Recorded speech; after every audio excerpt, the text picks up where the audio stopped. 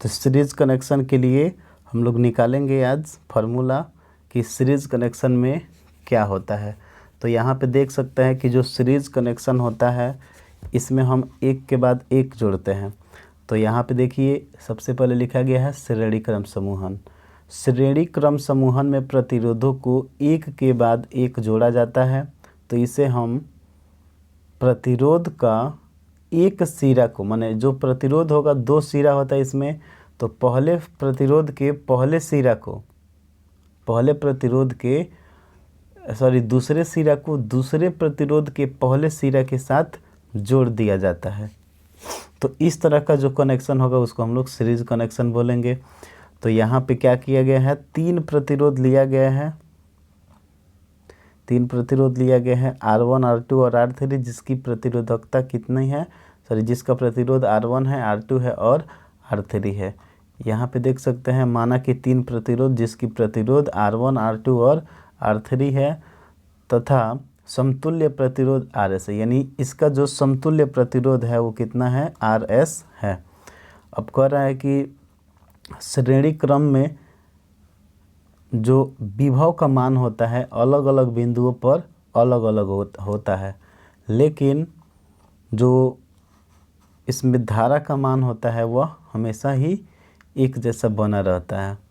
तो यहाँ पे कह सकते हैं विद्युत धारा का मान समान होता है, माना कि इसमें प्रवाहित होने वाली समतुल्य धारा IS है, जैसा कि चित्र में दिखाया गया। मतलब इसमें जो प्रवाहित होने वाली इलेक्ट्रिक करंट है, total electric current flow in any circuit is equals to IS and the potential difference between 2 point is different. So we can write that VA minus VB is equals to I into RS for R1. For R1 resistance, we see that potential of point A is VA and potential of point C is VC. And potential of point D is VD and potential of point B is VB. Then we can write that for R1 resistance VA minus VB, VA minus VC, VA minus VC is equals to I into R1 equation second, as like R2 VC minus VD is equal to I into R2. For R3 resistance VD minus VB is equals to IR3. Then combine the equation second, third and fourth, and we can adding all the equation first, second, third or fourth. Then we get VA minus VC plus VC minus VD plus VD minus VB is equals to IR1 plus IR2 plus IR3.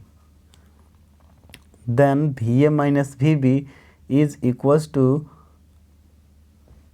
the I is common all the three equations IR1, IR2 and IR3, so we can take common I, then I into IR1 plus R2 plus R3 from equation first.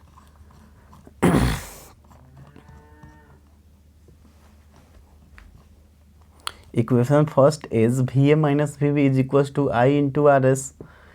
Then put the value VA minus VB is equals to IRS. Then we get IRS is equals to I into R1 plus R2 plus R3. IRS, here I and I both are equal in equation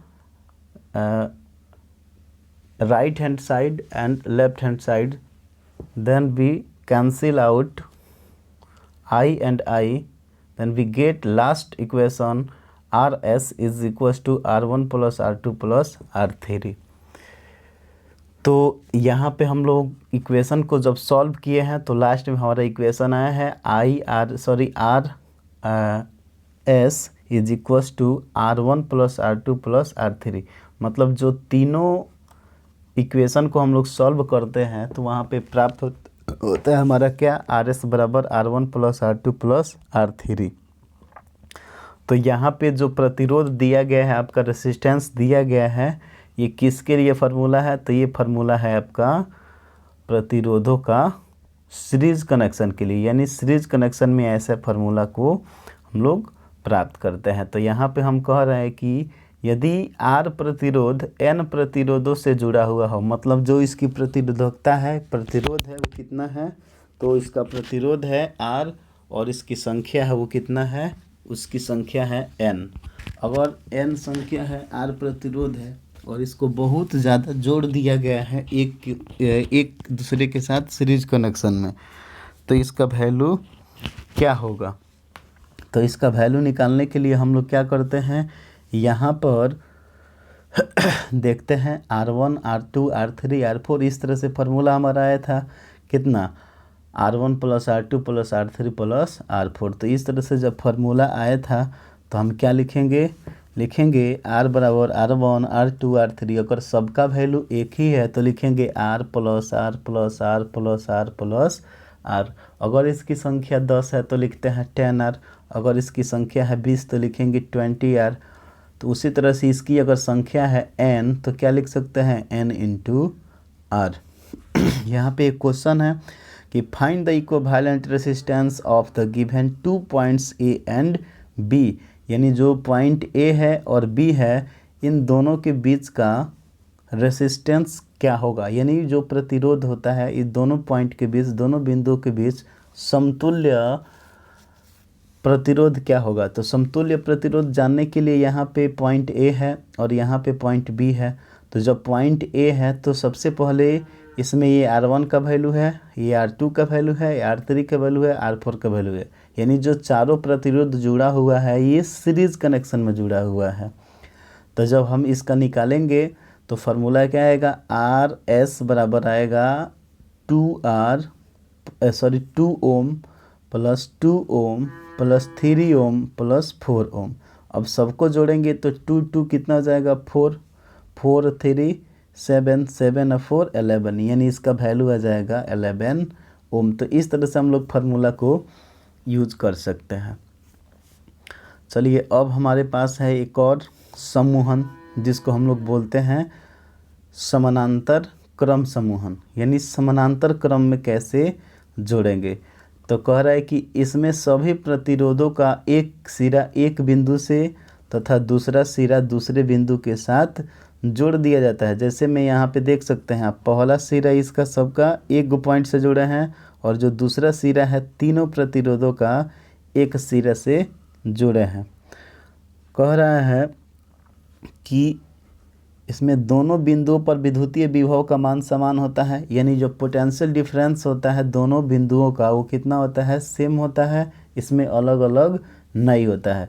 लेकिन जो electric current flow होगा उसमें अलग अलग होगा। क्यों होगा, क्योंकि इसमें करंट अगर I जा रहा है तो यहाँ पे चला जाएगा, एक में I1, एक में चला जाएगा I2 और एक में चला जाएगा I3। फिर वापस यहाँ पे आने के बाद तीनों करंट एक में जुड़ जाता है, फिर से यहाँ पे करंट हम लोग फ्लो कर देते हैं कितना, तो यहाँ पे हो जाता है I।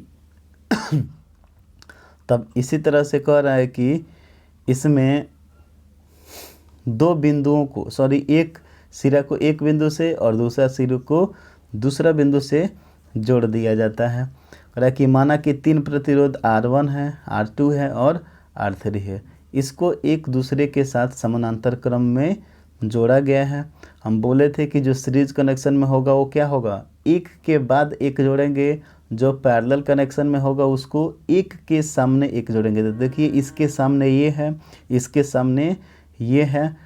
अब कह रहा है कि दोनों बिंदुओं पर विद्युतीय विभव का मान समान है, तो दोनों बिंदुओं पर विद्युतीय विभव का मान यहाँ पे समान है, लेकिन जो करंट का वैल्यू है वो अलग अलग है। अब इसका देखिए जो कह रहा है कि जो इसका समानांतर प्रतिरोध है इसमें तीनों प्रतिरोध के बीच का जो विभवांतर है वो समान है, लेकिन प्रतिरोध का मान विद्युत धारा का मान से अलग अलग होता है। और इस तरह से चित्र में दिखा दिया गया है, आप लोग अच्छा से चित्र को बना लीजिएगा, ठीक है।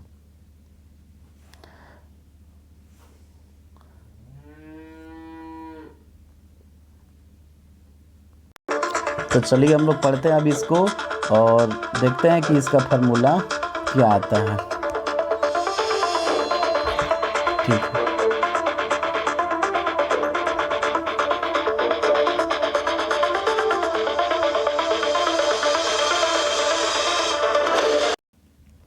तो इस तरह से आप लोग चित्र बना लीजिए और तब हम लोग इसको पढ़ते हैं। तो चलिए चित्र बना लिए हैं, अब हम लोग इसके आगे बारे में जानते हैं।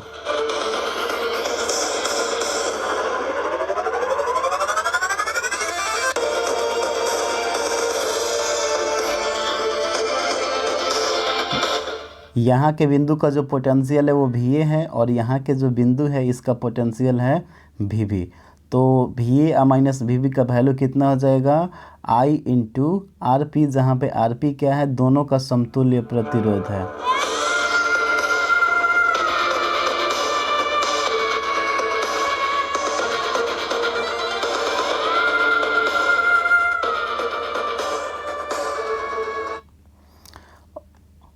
और यहाँ पे देख रहे हैं कि I बराबर लिखा है VA minus VB upon RP।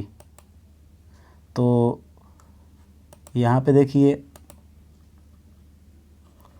यहाँ पे एक दूसरे से, यानी यहाँ से लेकर के यहाँ तक जो धारा है वो I है, यहाँ से यहाँ तक जो धारा है I2 है और यहाँ से यहाँ तक जो धारा है वो I3 है। अब R1 के लिए हम क्या लिखेंगे, तो VA minus VB I1 R1। अब यहाँ पे I1 का वैल्यू निकालेंगे तो क्या हो जाएगा, VA minus VB upon R1। उसी तरह R2 के लिए निकालेंगे तो हो जाएगा VA माइनस VB बराबर I2 R2। तो I2 का वैल्यू निकालेंगे तो हो जाएगा VA minus VB upon R2। उसी तरह से R3 के लिए जब निकालेंगे तो I3 का वैल्यू हो जाएगा VA minus VB upon R3। और यहाँ पे लिखा गया है समीकरण तीनों को जोड़ने पर, तो 3, 4 और 5 को जब एक साथ जोड़ दिए हैं तो इसका फार्मूला आ जाएगा I1 plus I2 plus I3 बराबर आ जाएगा VA minus VB upon R1 और VA minus VB upon R2, VA minus VB upon R3। अब तीनों समीकरण को जोड़ने पर I का वैल्यू क्या होता है, I बराबर I1 plus I2 plus I3। तो यहाँ पे जो वैल्यू आएगा आपका वो कितना हो जाएगा, इतना आपका वैल्यू हो जाएगा I बराबर VA minus VB 1 upon R1 plus 1 upon R2 plus 1 upon R3।